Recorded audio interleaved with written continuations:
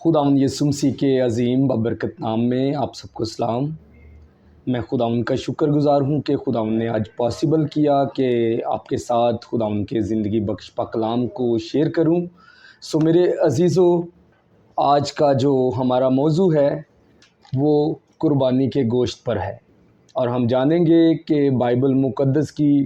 تعلیم کے مطابق مسیحیوں کو قربانی کا گوشت کھانا روا ہے یا نہیں۔ اس کے لیے آئیے میرے ساتھ خداوند کے زندگی بخش پاک کلام میں سے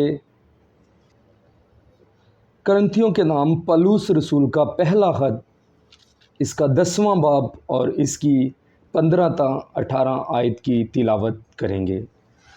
خداوند کے زندگی بخش پاک کلام میں یوں مرقوم ہے: میں عقل مند جان کر تم سے کلام کرتا ہوں، جو میں کہتا ہوں تم آپ اسے پرکھو۔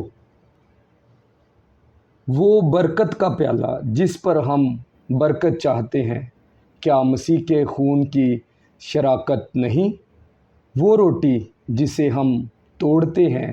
کیا مسیح کے بدن کی شراکت نہیں؟ چونکہ روٹی ایک ہی ہے، اس لیے ہم جو بہت سے ہیں ایک بدن ہیں، کیونکہ ہم سب اسی ایک روٹی میں شریک ہوتے ہیں۔ جو جسم کے اعتبار سے اسرائیلی ہیں ان پر نظر کرو، کیا قربانی کا گوشت کھانے والے قربان گاہ کے شریک نہیں؟ خداوند کے زندگی بخش پاک کلام کے پڑھے، سنے اور سمجھے جانے پہ خداوند کی خاص برکت ہو، آمین۔ میرے عزیزو، آج جو کلام مقدس کی تلاوت ہم سب نے سنی، اور پولس رسول کرنتھس کی کلیسیا کو خط لکھتے ہوئے ان کو تنبیہ کرتے ہیں اور ان سے کلام کرتے ہیں، اور یہاں پر ہم نے اس بات کو سمجھنا ہمارے لیے بہت ضروری ہے کہ بات کی کن سے جا رہی ہے، اور یہ کرنتھس کی کلیسیا کو کی جا رہی ہے، جو کہ بہت ساری بتوں کی پوجا کرتے تھے، بتوں کے لیے قربانیاں گزرانتے تھے، اور پولس رسول نے بڑے زبردست طریقے سے اس کلیسیا کو خدا کے کلام سے آگاہ کیا، اور جو خدا نے اس کو رہنمائی دی اس کے مطابق ان کو گائیڈ کیا۔ یہاں پر ہم نے 15ویں آیت میں دیکھا: میں عقل مند جان کر تم سے کلام کرتا ہوں۔ میرے عزیزو، یہاں پر عقل مند جان کر کلام کرنے سے مراد یہ ہے کہ سمجھدار سمجھنا کسی کو، اس کو یہ جاننا کہ جو بات میں کرنے والا ہوں یا جو بات میں کر رہا ہوں، اس کو آپ بخوبی سمجھو گے اور اس کو جانو گے، اور جو میں بات تم سے کروں گا اس کو پرکھو بھی کہ کیا میں جو بات تم سے کر رہا ہوں یہ ٹھیک آیا درست ہے یا نہیں۔ وہ پیالہ یعنی کہ وہ برکت کا پیالہ جس پر ہم برکت چاہتے ہیں، کیا مسیح کے خون کی شراکت نہیں؟ چونکہ میرے عزیزو، خداوند یسوع مسیح نے جب کھانا کھانے کے لیے اپنے شاگردوں کے ساتھ بیٹھے تو یسوع مسیح نے پیالے پر برکت دی، اور برکت دے کر اپنے شاگردوں کو دیا اور کہا: اس میں سے پیو، یہ میرے خون میں نیا عہد ہے جو بتیروں کی معافی کے لیے بہایا جاتا ہے، میری یادگاری کے لیے یہی کیا کرو۔ یعنی جب کبھی تم یہ پیو اور جب اس روٹی کو کھاؤ تو آپ کو یاد آئے کہ آپ کے لیے کسی نے قربانی دی ہے، آپ کے لیے کفارہ دیا گیا ہے۔ میرے عزیزو، یہاں پر واضح ہو جاتا ہے ہمارے لیے کہ جب ہم خدا کے خون اور گوشت میں شامل ہوتے ہیں تو ہم مسیح میں ایک بدن ہو جاتے ہیں، چونکہ ہم اس اعتبار سے بہت سے ہیں، کوئی یہودی ہے، کوئی یونانی ہے، لیکن جب اس روٹی میں سے جو ایک ہی روٹی ہے اور وہ روٹی ہے مسیح کا بدن، جب اس روٹی کو لیتے ہیں تو ہم ایک بدن ہو جاتے ہیں، چونکہ ہم سب اسی ایک روٹی کے شریک ہوتے ہیں۔ اور میں آپ کو بتانا چاہتا ہوں کہ جب ہم اس خون اور گوشت میں جو یسوع مسیح نے ہمارے لیے بہایا اور ہمارے لیے اپنی جان صلیب پر دی، اس میں شریک ہوتے ہیں، تو ہم مسیح کی اس قربانی کا اظہار کرتے ہیں جو مسیح خداوند نے ہمارے لیے دی۔ اسی طرح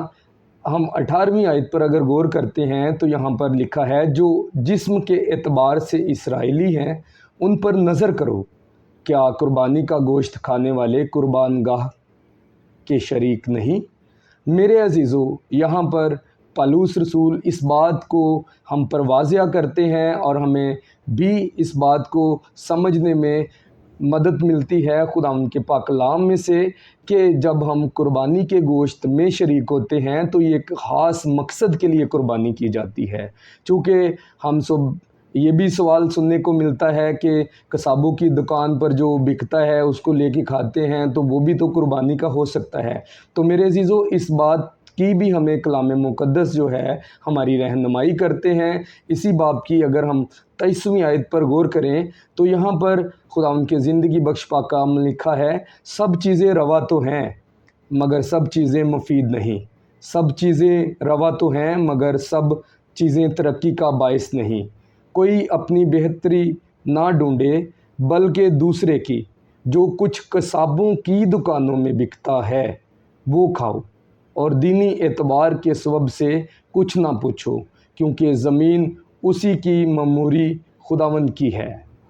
میرے عزیزو، اس بات کو ہم نے جانا کہ آپ لوگ کھا سکتے ہیں جو قصابوں کی دکانوں پر بکتا ہے، لیکن اگر کوئی خاص مقصد کے لیے، جس طرح آپ نے دیکھا کہ عشاء اربانی میں جب آپ خون اور گوشت میں خداوند یسوع مسیح کے شریک ہوتے ہیں، روٹی ایک ہے، شیرہ بھی ایک ہے، وہ آپ ڈیلی بیسس پہ کھاتے پیتے بھی ہیں، لیکن جب اس کا اہتمام کیا جاتا ہے تو بڑے تقدس کے ساتھ، بڑے احترام کے ساتھ کلیسیا میں اس دستور کو جو ہے وہ سیلیبریٹ کیا جاتا ہے،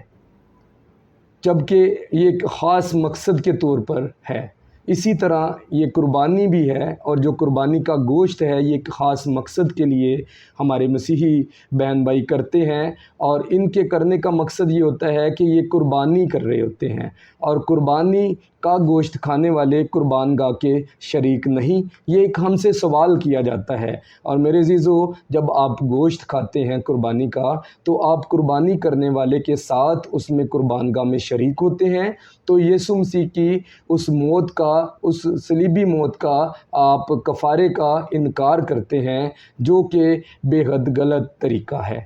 آج ہم نے کلام مقدس کی روشنی میں جانا کہ ہمیں قربانی کے گوشت کو نہیں کھانا، کیونکہ جب ہم کھاتے ہیں تو ہم مسیح کی قربانی کا انکار کرتے ہیں۔ خداوند اس پاک کلام کے وسیلہ سے ہم سب کو بڑی برکت دے، چونکہ ہم نے جانا کہ ہمیں جس طرح ہم مسیح کے خون اور گوشت میں شریک ہو کر ایک بدن ہوتے ہیں اور اس میں شرکت کرتے ہیں تو پھر ہم ایک ہوتے ہیں، اسی طرح جب ہم قربانی کا گوشت کھاتے ہیں تو قربانی کرنے والے کے ساتھ ہم شریک ہوتے ہیں۔ خداوند اس پاک کلام پر ہمیں عمل کرنے کی توفیق عطا کرے، اور اس پاک کلام کو ہم دوسروں کے ساتھ بھی شیئر کریں، تاکہ اپنی وہ برکت جو خداوند ہمیں دینا چاہتے ہیں، اور جو لوگ ابھی تک اس پاک کلام سے نا واقف ہیں وہ بھی واقفیت حاصل کریں اور خداوند کے بیتوں کو جانیں، اور خداوند کے کلام پر ہمیں عمل کرنے کی توفیق عطا کرے، اور اس پاک کلام کو ہم دوسروں کے ساتھ بھی شیئر کریں، تاکہ اپنی وہ برکت جو خداوند ہمیں دینا چاہتے ہیں، اور جو لوگ ابھی تک اس پاک کلام سے نا واقف ہیں وہ بھی واقفیت حاصل کریں۔